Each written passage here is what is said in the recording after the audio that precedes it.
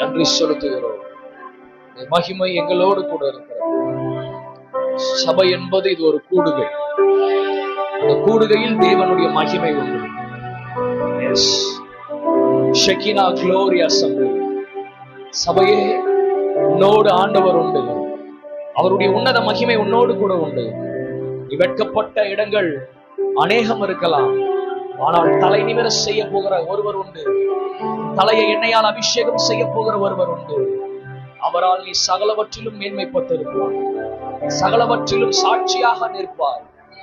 ஆவிக்குரிய வாழ்க்கையை பார்த்து ஏளனம் பண்ணினவர்கள் உன்னுடைய தனிப்பட்ட வாழ்க்கையை பார்த்து உன்னை குறித்து நிறைய காரியங்களை நெகட்டிவா பேசுறவன், அவங்களுக்கு முன்பாக ஆண்டவர் உன்னை தலை நிமிர செய்வார். இந்த மகிமையை தேவன் கொடுத்திருக்கிறார். உனக்கு முன்பாக வைக்கப்பட்டிருக்கிற எல்லா சட்டங்களிலிருந்து, எல்லா விதமான காரியங்களிலிருந்து கர்த்தர் காரிய சக்தியால் உனக்கான ஜெயத்தை வெளிக்கொண்டு வருவார். கடைசி பரியந்தம் தேவன் மேல் விசுவாசமாயிரு. சோர்ந்து போக வைக்கக்கூடிய நிறைய காரியம் இருக்கு ஆண்டவரே. வெளியில சொல்ல முடியாத எத்தனையோ மன காயங்கள் இருக்குது. ஆனாலும் உடைய வார்த்தை ஒன்றே அதற்கு மருந்தாய் இருக்கிறதா, உடைய பிரசனம் ஒன்றே அதற்கான தீர்வாய் இருக்கிறதா ஆண்டவரே.